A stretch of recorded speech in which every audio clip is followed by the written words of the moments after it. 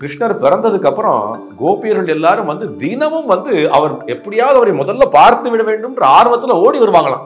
குறைந்த விலை நிறைந்த தரம், தங்கள் தேவைகள் அனைத்தும் ஒரே இடத்தில். ஜெயச்சந்திரன். சாஸ்திரத்துல வழிமுறை எது கொடுக்கப்பட்டிருக்கு, எப்படி அதை வணங்க வேண்டும். அந்த விக்கிரகம்ன்றது 2 விதங்களாக பாவிக்கணுமா. எப்படின்னா ஒரு குழந்தையை எப்படி பார்த்துக்குவோம் அது மாதிரி பார்த்துக்கணும். எது பகுத்தறிவுனா என்ன? பகுத்தறிவுனா என்ன சொல்லுவீங்க? நல்லது எது கெட்டது எதுன்னு பார்க்கக்கூடியன்னு வச்சுக்கலாமா? அது மிருகங்களுக்கும் இருக்கு.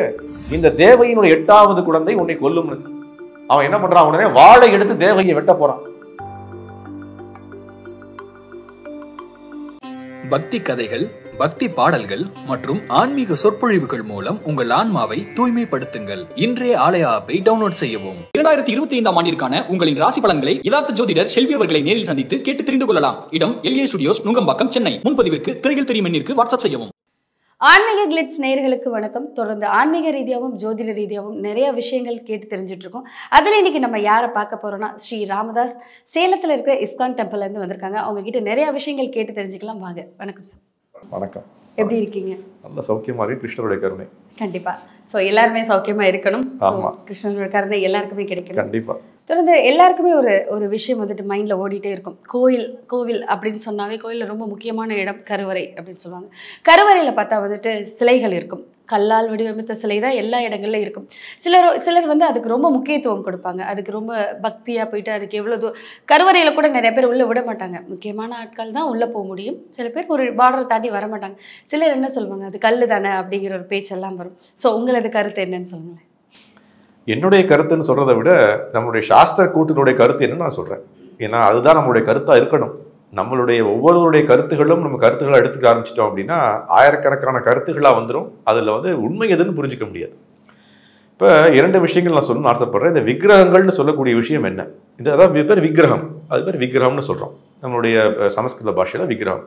இந்த விக்கிரகம்னா என்ன அப்படின்றது எப்படி புரிஞ்சுக்கணும் அப்படின்னா, கிருஷ்ணர் பிறக்கும் போது 5000 வருஷத்துக்கு முன்னாடி என்ன பண்ற, தேவகிக்கும் வசுதேவருக்கும் கம்சனுடைய சிறைச்சாலையில் பிறக்கிறார். இன்னைக்கும் மதுராவுக்கு போனீங்கன்னா அவங்களுடைய இடத்தை பார்க்க முடியும். அவர் எங்க பிறந்தார்ன்ற இடம் இருக்கு. கிருஷ்ண ஜென்மபூமின்னு வரையறுக்கப்பட்டிருக்கு. அங்க அவர் தோன்றும் போது என்ன தோன்றார் அப்படின்னா 4 கைகளோட தோன்றார். குழந்தையா பிறக்கிறார், ஆனா 4 கைகள். தேவகிக்கு ஒரே ஆச்சரியம், என்ன நான் குழந்தையை ஈண்டெடுத்தேன், இந்த குழந்தை வந்து 4 கைகளோட பிறந்திருக்கு என்ன அப்படின்ட்டு அந்த குழந்தையிடம் வேண்டுறார். குழந்தை விஷ்ணுவினுடைய உருவம். அப்போ அந்த அவர் எதற்காக 4 கைகளில் தோன்றினேன்ற விஷயத்தை சொல்லிட்டு அப்போ தேவகி கேட்கக்கூடிய உடனே கேள்வி என்ன அப்படின்னா, நானும் ஒரு தாயை போல என்ன எதிர்பார்க்குறேன்னா ஒரு நார்மல் குழந்தையா தான் பார்க்கணும்னு ஆசைப்படுறேன்.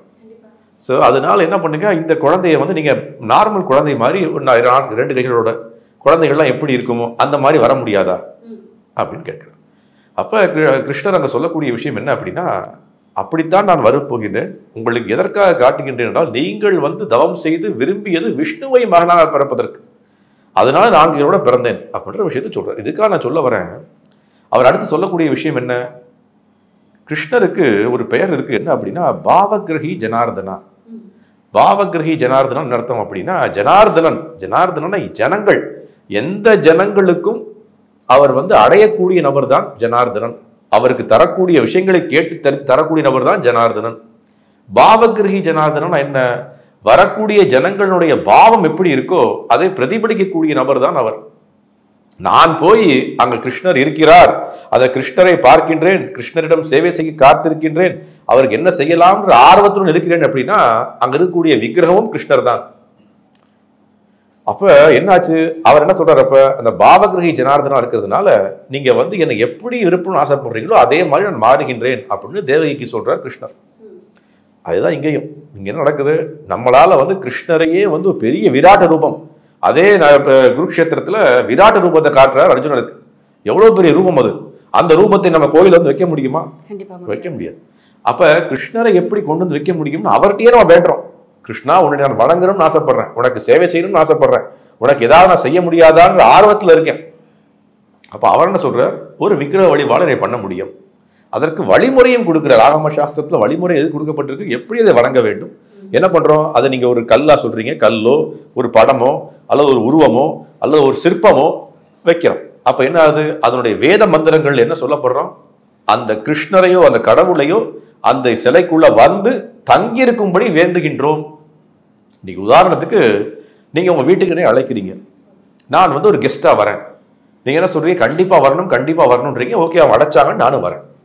வீட்டுக்கு வந்த உடனே என்ன பண்ணுவீங்க, என்ன வரவில்லை வாங்கன்னு சொல்லி உள்ள வரவேற்பீர்கள், உட்கார வைப்பீர்கள், ஏதாவது தண்ணீர் ஏதாவது கொடுப்பீங்க, ஏதாவது பண்ணுவீங்க, பேசிக்கொண்டிருப்போம். நான் வீட்டுக்குள்ள வந்த உடனே நான் வந்து கதவை தட்டுகின்றேன், நீங்க வந்து என்னை கண்டுக்கவே இல்லைன்னு வச்சுக்கோங்க, வீட்டில் உட்காந்து டிவி பார்த்துட்டு இருக்கீங்க, நான் வந்து காலிங் பெல் அனுப்புறேன். நான் என்ன நினைப்பேன், என்னை எதுக்காக என்ன கூப்பிட்டீங்க நினைப்போமா இல்லையா? அதுதான் இங்க கோயில நடக்குது.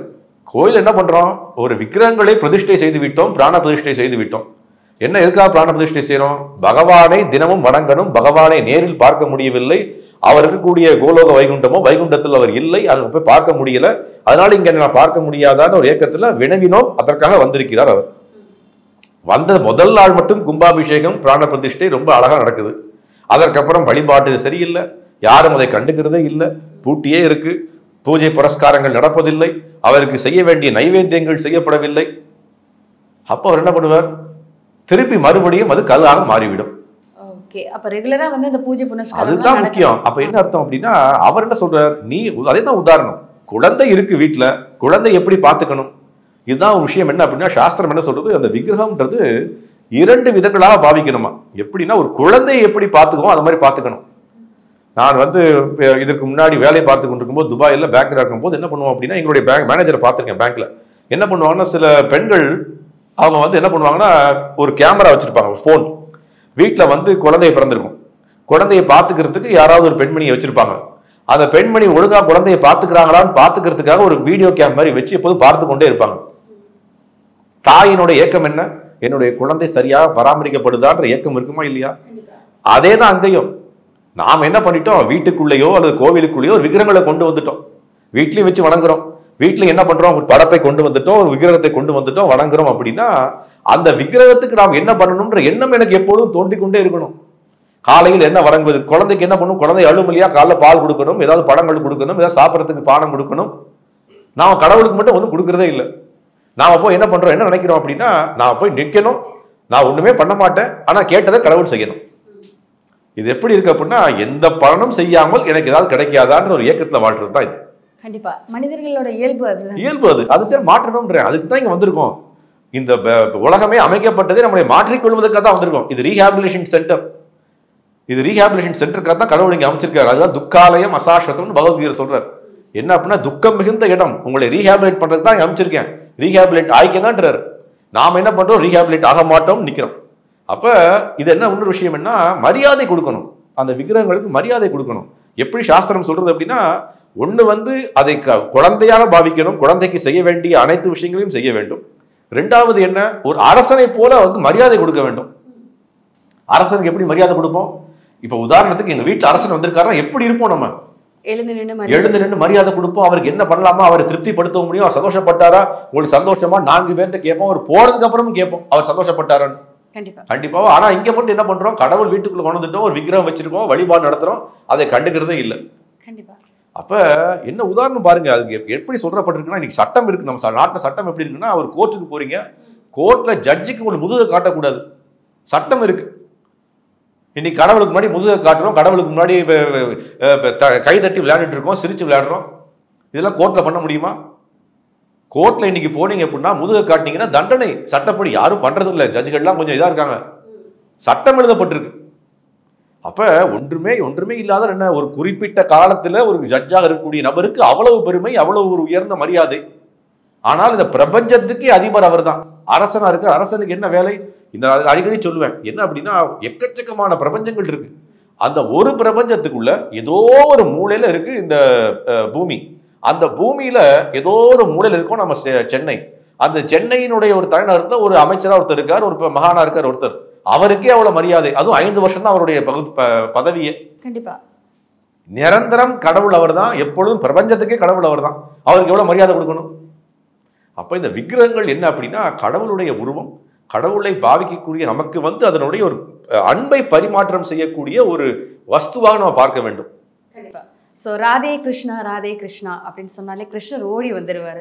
ஸோ கிருஷ்ணர் அந்த பேருக்கான அர்த்தம் என்னன்னு தெளிவாக கிருஷ்ணர் அப்படின்ற வார்த்தை ஆகர்ஷன்ற வார்த்தையிலிருந்து வருது. ஆகர்ஷன் அப்படின்னா எல்லாவற்றையும் கவரக்கூடிய நபர். எப்படி மகாவனத்திலையும் சரி விருந்தாவனத்திலையும் சரி அவர் என்ன பண்றாரு அப்படின்னா, கிருஷ்ணர் பிறந்ததுக்கு அப்புறம் கோபியர்கள் எல்லாரும் வந்து தினமும் வந்து அவர் எப்படியாவது அவரை முதல்ல பார்த்து விட வேண்டும்ன்ற ஆர்வத்துல ஓடி வருவாங்களாம். அவருடைய அவ்வளவு ஒரு ஆக்கர்ஷமான அந்த உன்னதமான அந்த திவ்யமான அந்த முகத்தை பார்ப்பதற்காக ஓடி வராங்க. அவருக்கு பேரே தான் ஆகர்ஷன். ஆகர்ஷனா என்ன, எல்லாவற்றையும் கவரக்கூடியவர். 3 உலகத்திலும் அவரை பார்ப்பதற்கு ஆட்கள் இல்லை. அதனாலதான் என்ன சொல்லப்பட்டது, சிந்தாமணி பிரகட சத்மர சத்மரஷு. அவர் என்ன பண்ணா, சிந்தாமணிக்கு எப்படி கல்கள் இருக்கோ அந்த மாதிரி அவரை பார்த்தாலே வந்து ஒரு பெரிய வைடூரியத்தை பார்த்த மாதிரி இருக்குமா, அவ்வளவு ஒளிமிக்க நபர் அவர். அப்ப அவர் வந்து ஆகர்ஷன். அதனால வந்து ஆகர்ஷன் நம்ம எல்லாத்தையும் இழுக்கக்கூடிய நபர், கவரக்கூடிய நபர். கவரதுக்கு தான் வர்றார். என்ன சொல்றாரு, பரித்ராணாய சாதுனா விநாசாய சதுஷ்கிருதான். அவர் என்ன சொல்றாரு, நான் வருவதே எதற்கு, எல்லா உயிர் வாழிகளையும் கவரத்திற்காக வர்றார். எப்படியாவது விட்டு வாங்க, இந்த பௌதிக உலகத்துல வந்து இன்பமே இல்லை, துன்பம் தான் அதிகம், போதும், நீங்க கஷ்டப்பட்டது போதும்னு சொல்றதுக்காக தான் வர்றார் அவர். கண்டிப்பா. அப்ப அவருடைய பேர் என்ன இருக்குன்னா ஆகர்ஷன், நம்மளை கவரத்துக்காக வர்றதான் கிருஷ்ணர் என்ற வார்த்தைக்குரிய அர்த்தம். கண்டிப்பா. மிக சிறப்பாக சொன்னீங்க. அதையும் தாண்டி ஒரு மனிதன் அப்படின்னு பிறந்தா ஒரு பிறக்கிறான், சின்ன வயசுல அம்மா கிட்ட வந்துட்டு குழந்தைய இருக்கிறாங்க, வளர்றாங்க. திருமணம் அப்படிங்கிற ஒரு விஷயத்துல தான் கடைசி வந்து நிற்கிறாங்க. எப்படினாலும் தாய் தந்தையை விட்டு பிரிந்து ஒரு திருமணம் அப்படிங்கிற ஒரு ஸ்டேஜில் தான் வந்து நிற்கிறோம். மனிதனுக்கு திருமணம் எவ்வளவு முக்கியம், அது தேவைதானா? என்ன புரிஞ்சுக்கணும் அப்படின்னா, மனிதனுக்கும் மிருகத்துக்கும் உள்ள வித்தியாசம் என்ன? மிருகம்ன்றது நமக்கு வந்து பகுத்தறிவு இல்லாத ஒரு வஸ்து. இன்னைக்கு பகுத்தறிவு தான் மிகப்பெரிய ஒரு கூற்றாயிடுச்சே. 6வது அறிவு பகுத்தறிவு ரொம்ப முக்கியம். எது பகுத்தறிவுனா என்ன? இன்னைக்கு மகன்கிட்ட போய் கேட்போங்களே, பகுத்தறிவுனா என்ன, என்ன சொல்லுவீங்க? Basic knowledge. பேசிக் நாலேஜ்னா எதை பத்தி? எல்லாத்தையும் பத்தியும். அப்போ வந்து மிருகத்துக்கு இல்லையா பகுத்தறிவு? மிருகத்துக்கு நம்மளை விட நாலேஜ் அதிகமா இருக்கு. இன்னைக்கு உதாரணத்துக்கு நான் உதாரணம் சொல்றேன் உங்களுக்கு. கழுகு இருக்கு. நம்மளால வந்து இந்த ரூம் விட்டு அடுத்த ரூம் இருக்குன்னு பார்க்க தெரியாது. அல்லது மேல இருந்து பாத்தீங்கன்னா 100 மீட்டர் தான் பார்ப்போம். பல கிலோமீட்டருக்கு மேல பறக்குது, ஆனாலும் வந்து கீழே இருக்கு தெரியுது. அது தெரியுதா? கழுகுக்கு. நாய் இருக்கிற பார்க்கணும், நம்ம ரோட்ல இருக்கக்கூடிய நாய்கள், வீட்டில் வளர்க்குறோம் நாய். நம்மளால வந்து மோப்ப சக்தி நமக்கு எவ்வளவு இருக்கு, பக்கத்துல கையில கொண்டு தான் பார்க்க முடியும். நாய்களுக்கு எப்படி இருக்கு மோப்ப சக்தி, எங்க இருந்தாலும் தெரிய வருது. கரெக்டுங்களா? காது, பாம்பு காது நம்ம கேள்விப்பட்டிருக்கோம்.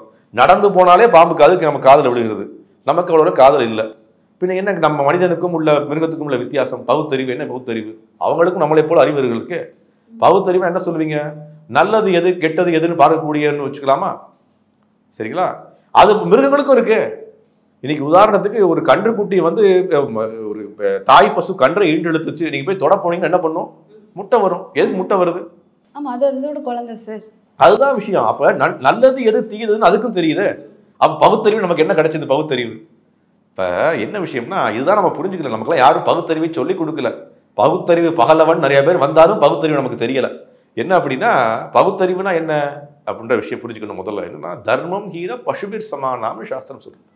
என்ன அப்படின்னா, ஒரு தர்மத்திற்கும் என்ன ஒரு மிருகத்திற்கும் மனிதனுக்கும் உள்ள வித்தியாசம் தர்மம். இது எப்படி சொல்லணும் அப்படின்னா, அடிக்கடி நான் சொல்லுவேன், ஒரு மேத்தமேட்டிக்கல் ஈக்குவேஷன் சொல்லுவேன். மேத்தமேட்டிக்கல் ஈக்குவேஷன்னா என்ன? மனிதன் மிருகம் பிளஸ் தர்மம் இஸ் ஈக்குவல் டு மனிதன். இதை உல்டாவா போட்டீங்கன்னா என்ன ஆகும்? மனிதன் minus Dharma is equal to மிருகம். ஓகேங்களா? அப்ப என்ன அர்த்தம்? நம்ம வந்து எப்படி யோசிக்கிறோம்? ஒரு மிருகத்திடம் தர்மத்தை கொடுத்தோம்னா அது மனிதனாக மாறுகின்றான். ஒரு மனிதனிடம் தர்மத்தை எடுத்து விட்டோம் என்றால் அவன் மிருகமாக மாறுகின்றான். அப்ப நமது வாழ்க்கையில, நம்மளுடைய நிரசனமான வாழ்க்கையில மிருகம் மாறி வாழணுமா மனிதன் மாறி வாழணுமா? நம்ம கையில தான் இருக்கு. நாம தர்மத்தின் கட்டுப்பாட்டில் வாழ வேண்டும், அல்லது எப்படி நமக்கு கொடுக்கப்பட்டுள்ள எல்லா ரூல்ஸ் அண்ட் ரெகுலேஷன்ஸை ஃபாலோ பண்ணணும், நாமளும் வந்து நிரந்தரமாக நல்லபடியாக வாழ வேண்டும் என்ற ஆர்வம் இருந்தால் மனிதமான வாழ்க்கை. ஆன்மீகம்ல அடுத்த தளம், ஆன்மீகத்துக்கே போக வேண்டாம். நான் என்ன கேட்கிறேன், மனிதத்துக்கும் மிருகத்துக்கும் உள்ள வித்தியாசம் என்ன? ஒரு மிருகம்ன்றது என்ன பண்ணும் அப்படின்னா, யாருடன் இனப்பெருக்கம் வச்சுக்கணும்னு தெரியாம பண்ணிக்கொள்ளும், அதுதான் மிருகம். உண்மையா? மனிதனுக்கு என்ன கட்டுப்பாடுகள் இருக்கு. கட்டுப்பாடுகள் இருந்தும் கட்டுப்பாட்டை கடைபிடிக்காமல் வாழக்கூடியதான் மிருகத்தனம். அப்ப இந்த திருமணம்ன்றது எங்கிருந்து வந்தது? எதுக்காக இவ்வளவு பேக்ரவுண்ட் கொடுக்குறேன் அப்படின்னா, திருமணம்ன்றது எங்கிருந்து வந்தது? நம்மளுடைய கட்டுப்பாட்டில் இருப்பதற்காகத்தான் வந்து ஒரு சமுதாயத்தால் ஏற்படுத்தப்பட்ட ஒரு அமைப்பு இது. என்ன பண்றோம்? திருமணம் அன்னைக்கு சமுதாயத்தில் இருக்கக்கூடிய அனைத்து நபர்களுக்கு முன்னாடியும் இவள் தான் என் மனைவி, இவர் தான் என் கணவன். என்ன பண்றோம்? நம்மளுடைய அக்னிக்கு முன்னாடி எழுத சுத்தி வரோம். என்ன மந்திரம் போத, என்ன சங்கல்பம் எடுக்கிறோம், என்ன உறுதிமொழி எடுக்கிறோம். வாழ்நாள்ல எது நடந்தாலும் இவள் தான் என் மனைவி, நான் இவளை பாதுகாத்து விடுவேன்.